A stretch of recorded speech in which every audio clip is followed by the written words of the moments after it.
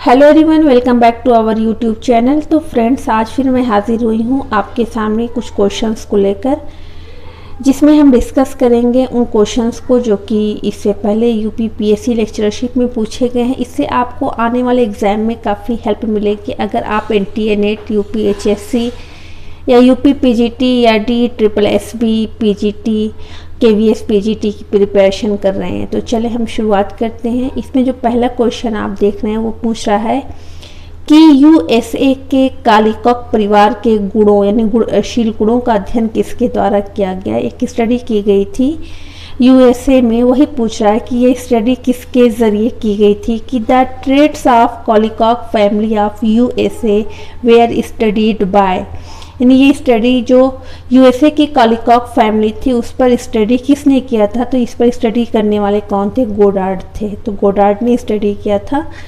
Next question की तरफ हम बढ़ते हैं। इसमें पूछ रहा है कि नियंत्रित परिस्थितियों में अध्ययन करना कहलाता है। The study in controlled conditions is called. तो जब हम नियंत्रित कंडीशन में, कंट्रोल्ड कंडीशन में कोई भी स्टडी करते हैं जहाँ पे हम इंडिपेंडेंट वेरिएबल का क्या इम्पैक्ट पड़ता है डिपेंडेंट वेरिएबल पर, तो इस तरह की स्टडी को क्या कहा जाता है? एक्सपेरिमेंट कहा जाता है। तो ऑप्शन डी आपका करेक्ट है। नेक्स्ट क्वेश्चन की तरफ हम बढ़ते हैं कि निम्नलिखित में से कौन व्यवहार अध्ययन की आत्मनिष्ठ विधि नहीं है। क्या पूछ रहा है कि निम्नलिखित में से कौन व्यवहार अध्ययन की आत्मनिष्ठ विधि नहीं है। Which of the following is not a subjective method of studying behaviour. तो मैं आपको बता दूं, इसमें पूछ रहा है कि सब्जेक्टिव मेथड नहीं है, बिहेवियर की स्टडी करने की सब्जेक्टिव मेथड नहीं है। तो इसमें जो है आपको बताऊं कि जो एक्सपेरिमेंटल मेथड होता है और जो ऑब्जर्वेशनल मेथड होता है, ये दोनों मेथड जो होते हैं किस तरह के होते हैं? वस्तुनिष्ठ होते हैं, यानी ऑब्जेक्टिव मेथड होते हैं। इसके अलावा जैसे आपका इंटरव्यू मेथड है, इंट्रोस्पेक्शन मेथड है या ड्रीम एनालिसिस, इस तरह के जो मेथड्स होते हैं जिसमें जो जिसमें जो कह सकते हैं रिसर्चर होता है या इन्वेस्टिगेटर होता है, उसकी अपनी निष्ठा, अपनी इच्छा या उसकी कॉग्निशन, उसका अपनी इंटरेस्ट या एटीट्यूड का इम्पैक्ट पड़े, उस तरह के मेथड को हम कहते हैं आत्मनिष्ठ विधि यानी सब्जेक्टिव मेथड। तो प्रेक्षण विधि और एक्सपेरिमेंटल यानी observation method and experimental method दो ऐसे मेथड्स है जिसे आप साइंटिफिक मेथड कह सकते हैं, जिसमें जो भी स्टडी की जाती है उसके ज़रिए जो भी रिजल्ट आता है वो काफ़ी मतलब किस तरह का होता है? ऑब्जेक्टिव होता है, साइंटिफिक होता है। तो इसमें जो फर्स्ट ऑप्शन है वो करेक्ट है, यानी प्रेक्षण ऑब्जर्वेशन मेथड। नेक्स्ट क्वेश्चन की तरफ हम बढ़ते हैं कि दो बच्चे एक ही साल यानी एक ही वर्ष के एक ही महीने में पैदा हुए हैं, उनमें कौन सी समानता होनी आवश्यक है। मैं आपको बता दूं, पूछ रहा कि two children are born in the same month of the same year are bound to have the same. अगर दो बच्चे एक ही साल में एक ही मंथ में पैदा हो रहे हैं तो उनमें कौन सी समानता होनी चाहिए? ना तो उनकी मेंटल एज एक जैसी होगी, ना तो आप कह सकते हैं कि उनका आईक्यू लेवल एक जैसा होगा, ना ही ज़रूरी तो नहीं है कि उनके जो अमाउंट ऑफ मैच्योरेशन वो सेम हो। तो इसमें जो थर्ड ऑप्शन है वास्तविक, उनकी सिर्फ क्रोनोलॉजिकल एज ही सेम हो सकती है, उसके अलावा कोई भी चीज़ यहाँ पे, कोई भी फैक्टर यहाँ पे सेम नहीं हो सकता। नहीं, जो उनकी वास्तविक एज है वो तो सेम हो सकती है, बाकी ज़रूरी नहीं है कि उनकी मेंटल एज, उनका आईक्यू लेवल और उनका मैच्योरेशन का जो लेवल है वो सेम हो। तो आप ऑप्शन सी के साथ जाएंगे। नेक्स्ट क्वेश्चन की तरफ हम बढ़ते हैं कि जन्म के समय कौन सी संवेदना सबसे कम कार्य करती है। तो जन्म के समय कौन सी संवेदना सबसे ज़्यादा काम, मैं तो आपको बता दूँ, कार्य करती है। यहाँ पूछता कि which sensation is least functional at birth. तो बर्थ के टाइम जो स्मेल यानी सूंघने की ऑल्फैक्टरी सेंसेशन वो बहुत ही कम काम करते हैं। उसके अलावा टच है, विजुअल है और टेस्ट सेंसेशन, ये सारे सेंसेशन होते हैं, लेकिन सबसे कम काम करने वाली जो सेंसेशन होती है वो होता है ऑल्फैक्टरी सेंसेशन, जिसको आप कहते हैं सूंघना, स्मेल से रिलेटेड होता है। नेक्स्ट क्वेश्चन की तरफ बढ़ते हैं। इसमें पूछ रहा है कि सामाजिक हंसी की सायुज्यता प्रकट होती है। The social smiles emerge by the age of, यानी एक बच्चा कब सोशली मतलब स्माइल करना सीखता है, लोगों को देखकर मुस्कुराना सीखता है, तो 6 से 9 सप्ताह। जब बच्चा 6 से लेकर 6 to 9 वीक का होता है तब वो लोगों को देखकर क्या करता है, इंटरेक्ट करता है, थोड़ा मुस्कुराना सीखता है। तो ये पूछा जा रहा है, यानी 6 से 9 सप्ताह तक बच्चे के अंदर क्या होता है, सोशल स्माइल डेवलप होती है। नेक्स्ट क्वेश्चन की तरफ हम बढ़ते हैं। क्वेश्चन काफ़ी इजी है ये, इससे आपको काफ़ी हेल्प मिलेगी। नेक्स्ट है कि विकास की किस अवस्था में बच्चे अपने को समूह में संगठित करना सीखते हैं। ये भी बहुत अच्छा क्वेश्चन है। ये सारे जो क्वेश्चंस पूछे जा रहे हैं सब डेवलपमेंटल साइकोलॉजी से रिलेटेड है। पूछ रहा है कि at which stage of development children learn to organise themselves into groups, यानी विकास की किस अवस्था में बच्चे अपने आप को किसी समूह में संगठित करते हैं, ऑर्गेनाइज करते हैं। तो मैं आपको बता दूं कि जब लेट चाइल्डहुड पीरियड स्टार्ट होता है तो बच्चों का पीयर ग्रुप होता है जिसके साथ वो खेलना कूदना शुरू करते हैं। तो यहाँ पे जो भी ऑप्शन है उत्तर बाल्यावस्था, लेट चाइल्डहुड, उसके साथ आप जाएंगे। नेक्स्ट क्वेश्चन हमारा है कि बालक को नैतिक दार्शनिक के रूप में किसने वर्णित किया था, यानी who has described the child as a moral philosopher। तो एक बालक को मोरल फिलोसफर के रूप में वर्गीकृत करने वाले, डिस्क्राइब करने वाले कौन थे? कोलबर्ग थे। कोलबर्ग, यानी आप ऑप्शन सी के साथ जाएंगे। नेक्स्ट क्वेश्चन हमारा है कि मानसिक प्रक्रियाओं का अध्ययन करने के लिए उंट ने निम्नलिखित में से किस विधि का उपयोग किया था? Which of the following method was used by Wundt to study the mental processes? पूछ रहा है कि मानसिक यानी मेंटल प्रोसेसेस की स्टडी करने के लिए उंट ने किस मेथड का यूज़ किया। तो इसमें मैं आपको बता दूं इंट्रोस्पेक्शन मेथड का यूज़ किया गया था, जिसमें उंट ने किस मेथड का यूज़ किया था? इंट्रोस्पेक्शन मेथड का यूज़ किया था। सबसे पहले जिस मेथड का साइकोलॉजी में यूज़ किया वो था इंट्रोस्पेक्शन मेथड ही था, यानी अंतर निरीक्षण। नेक्स्ट क्वेश्चन है कि निर्देशित ध्यान तथा अन्वेषणात्मक व्यवहार की सिद्धांत का भाग है। क्या पूछ रहा है कि directed attention and exploratory behaviour are parts of which theory. क्या पूछा कि जो निर्देशित ध्यान यानी directed attention and exploratory behaviour are parts of which theory. तो मैं आपको बता दूं कि जो डायरेक्टेड अटेंशन है और साथ ही साथ एक्सप्लोरेटरी बिहेवियर वो आपकी इनसाइड थ्योरी में दिखता है, जहाँ पे चिंपैंजी क्या करता है, सबसे पहले उसका अटेंशन क्या होता है? डायरेक्टेडनेस होता है। दूसरी चीज़ होता है कि उसकी बिहेवियर में क्या पाया जाता है? एक्सप्लोरेशन पाया, तो खोजता है, जांच पड़ताल करता है कि किस तरह से वो बनाना तक पहुँच जाए।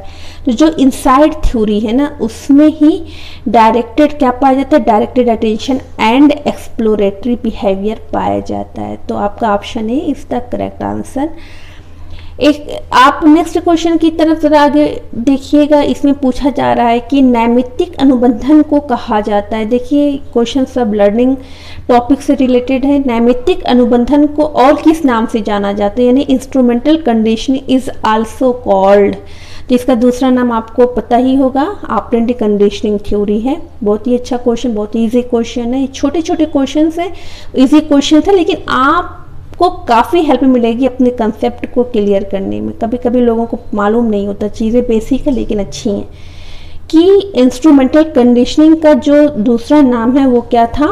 ऑपरेंट कंडीशनिंग थ्योरी है। नेक्स्ट है कि प्रभाव का नियम दिया। प्रभाव का नियम किसने दिया? Law of effect was given by. प्रभाव का नियम law of effect was given by Thorndike ने दिया। हम नेक्स्ट क्वेश्चन है कि उद्दीपक अनुक्रिया सामीप्यता सिद्धांत के प्रवर्तक कौन है? क्या पूछ रहा है कि who is the propounder of stimulus response contiguity theory. तो उद्दीपक अनुक्रिया सामीप्यता सिद्धांत के प्रवर्तक हैं गुथरी हैं। आप गुथरी के साथ जाएंगे, ठीक है। नेक्स्ट क्वेश्चन है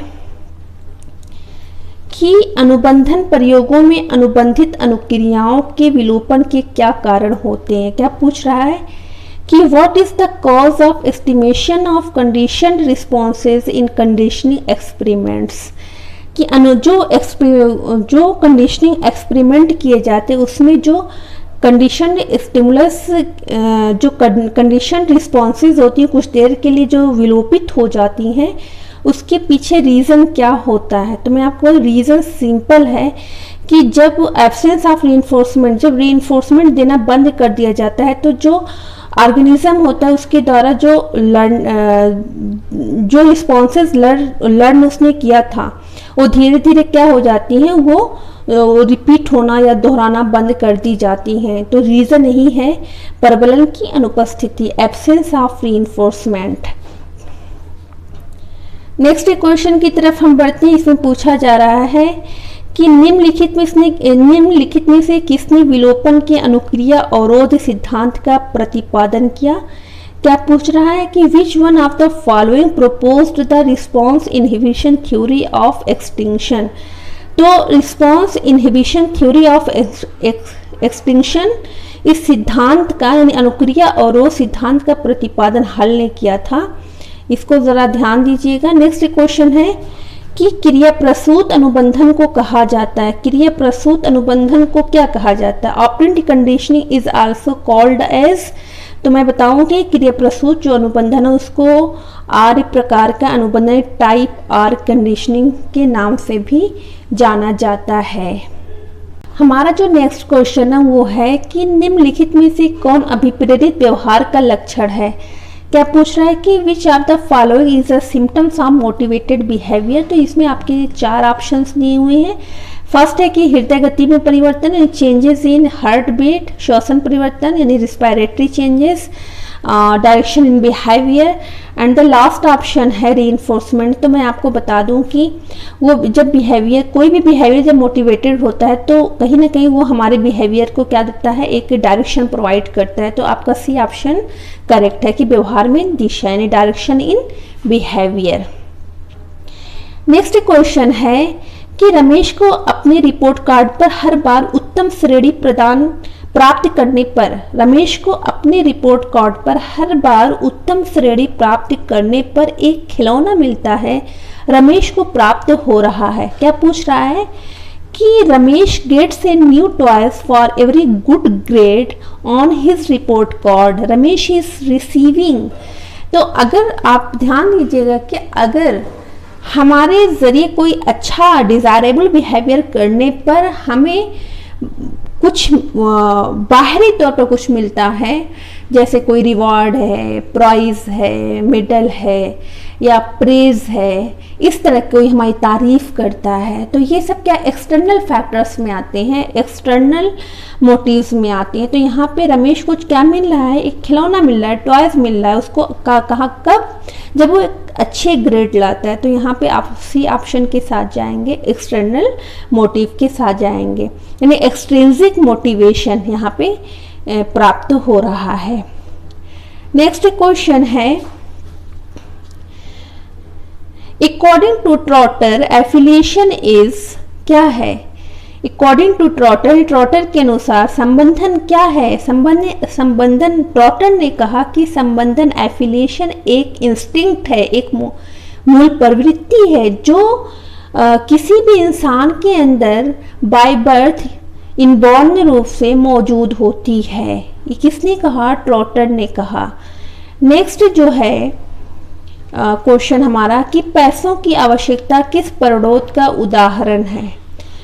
the need for money is an example of which drive. तो जो पैसों की आवश्यकता होती है, नीड फॉर मनी, या कह सकते हैं कि need for achievement, need for affiliation, ये सारी चीज़ें जितनी भी होती हैं ये सब एक्वायर्ड होती हैं, अर्जित होती हैं। इसको हम कह सकते हैं कि इसको हम इस सोसाइटी में रहकर क्या करते हैं, लर्न करते हैं। ये प्राइमरी नहीं होती हैं, ये एक्वायर्ड होती हैं, बायोलॉजिकल नहीं होती हैं। ठीक है, तो आप ऑप्शन सी के साथ जाएंगे। नेक्स्ट क्वेश्चन है,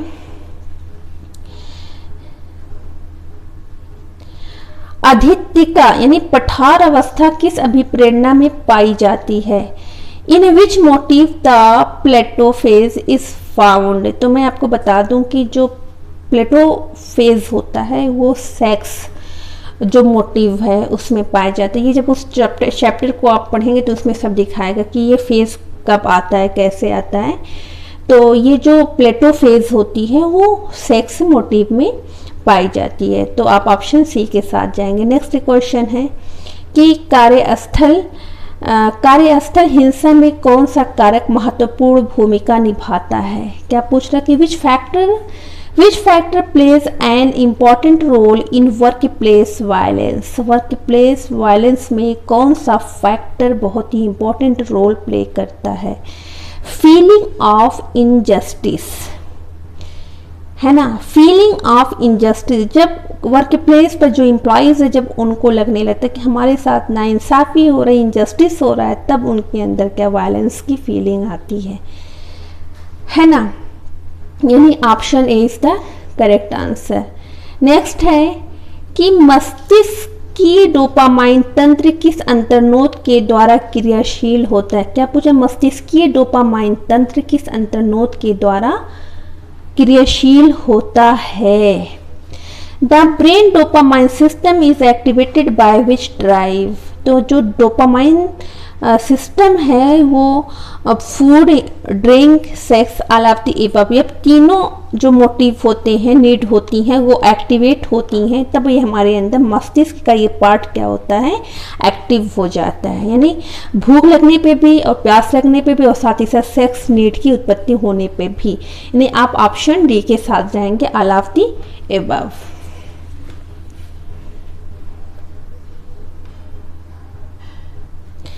नेक्स्ट क्वेश्चन हमारा है कि थांडाइक के अनुसार कौन वैयक्तिक विभिन्नता का कारण नहीं होता। तो इसमें देखिए 4 ऑप्शन दिए हुए हैं, तो इन ऑप्शंस में से जो आपका सी ऑप्शन है वो देख के ही इनकरेक्ट लग जाता है कि जो हम थांडाइक के अनुसार कौन वैयक्तिक इंडिविजुअल डिफरेंसेस का आधार क्या होता है, कारण क्या होता है। तो वंशानुक्रम यानी हेरिडिटी की वजह से ही हमें दूसरे से अलग होते हैं, इंडिविजुअल डिफरेंसेस हमारे अंदर पाए जाते हैं। इन्वायरमेंट, हम किस इन्वायरमेंट में रह रहे हैं उसकी वजह से भी इंडिविजुअल डिफरेंसेस पाए जाते हैं। साथ ही साथ यौनिक सेक्स भी दो लोगों को अलग अलग करता है, दो लोगों को डिफ्रेंशिएट करता है। जैसे गर्ल्स और बॉयज़ दोनों में अलग अलग क्वालिटीज़ पाई जाती हैं, कैरेक्टरिस्टिक्स पाई जाती हैं। तो ये 3 फैक्टर्स तो हैं जिसकी वजह से इंडिविजुअल डिफरेंसेस पाए जाते हैं। लेकिन ये जो हैबिटाट बोला है, निवास क्षेत्र ऐसा कोई फैक्टर नहीं, ऐसा कोई कारण नहीं जिसकी वजह से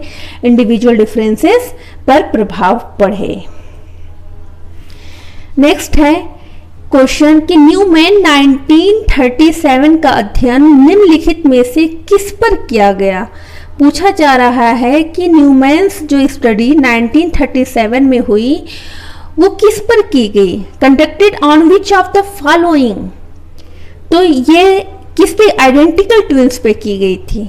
न्यूमैन 1937 ने जो अपनी स्टडी की थी वो आइडेंटिकल ट्विंस के ऊपर की थी, यानी option A is the correct answer. Next question है कि वैयक्तिक विभिन्नताओं के मापन की सर्वोत्तम मापनी का नाम है। The name of the best scale to measure individual differences is interval scale. अंतराल मापनी, कौन सी मापनी, इंटरवल स्केल, यानी option D is the correct answer. Next question है कि कोई भी 2 व्यक्ति चाहे वे एक ही प्रजाति के हों पूर्णतः समान नहीं होते। हम लाखों लोगों के चेहरों की तुलना करें तो प्रत्येक हर एक दूसरे से भिन्न होता है। यह डेफिनेशन किसने दी, ये डेफिनेशन चार्ल्स डार्विन ने दी। याद रखिएगा, ये डेफिनेशन किसने दी, डार्विन ने दी। हमारा जो नेक्स्ट क्वेश्चन है कि किसने कहा कि बुद्धि में 7 प्रकार की विशिष्ट योग्यताएं सम्मिलित होती हैं। तो थॉर्स्टन की जो थ्योरी है, ग्रुप थ्योरी, उसमें ही कहा गया कि किसी भी इंसान में जो इंटेलिजेंस के टाइप्स होते हैं कितने प्रकार के होते हैं, 7 प्रकार के होते हैं, 7 टाइप के होते हैं। कुछ स्पेसिफिक एबिलिटीज़ पाई जाती हैं जो किस तरह की होती हैं, जो इंसान के अंदर अलग अलग पाई जाती हैं। तो कितने प्रकार के होते हैं, 7 प्रकार के होते हैं। और ये थ्योरी किसने दिया, थॉर्स्टन ने दिया। थॉर्स्टन की ग्रुप थ्योरी है। नेक्स्ट क्वेश्चन है कि इनमें से कौन त्रिविमीय बुद्धि सिद्धांत का भाग नहीं है। क्या पूछ रहा है कि क्या पूछ रहा है कि इनमें से कौन जो है त्रिविमीय बुद्धि सिद्धांत का भाग नहीं है। तो जो 3 डायमेंशनल थ्योरी ऑफ इंटेलिजेंस का जो पार्ट नहीं है, तो थ्योरी ऑफ 3 डायमेंशनल थ्योरी जो है किसके जरिए दी गई? गिलफोर्ड के जरिए दी गई। 3 डायमेंशनल थ्योरी ऑफ इंटेलिजेंस किसके जरिए दी गई? गिलफोर्ड के जरिए दी गई, जिसको स्ट्रक्चरल थ्योरी ऑफ इंटेलिजेंस भी बोलते हैं, यानी SI मॉडल ऑफ इंटेलिजेंस के नाम से भी जाना जाता है। उन्होंने अपनी थ्योरी में 3 डायमेंशंस बताए थे। पहली चीज़ उन्होंने कहा था, क्या है? पहली चीज़ उन्होंने कहा था कि कंटेंट है, ऑपरेशन है, कंटेंट है।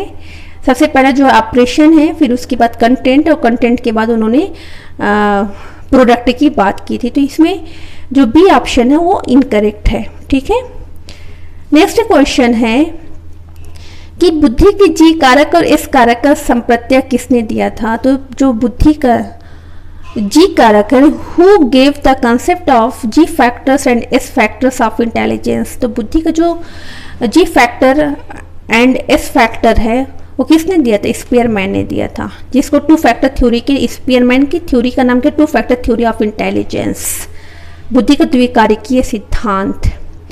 नेक्स्ट क्वेश्चन है कि मानसिक आयु पद के विभिन्न अनुवादों तथा अनुकूलन के द्वारा विशद रूप में लोकप्रिय बनाया गया था। मानसिक आयु ने the term mental as was widely popularised through various translators and adaptation of बिने साइमन स्केल के जरिए मानसिक आयु पद के विभिन्न अनुवादों तथा अनुकूलन के द्वारा विशद रूप में लोकप्रिय बनाया गया था बिने साइमन मापनियों को। ठीक है, तो आपका ऑप्शन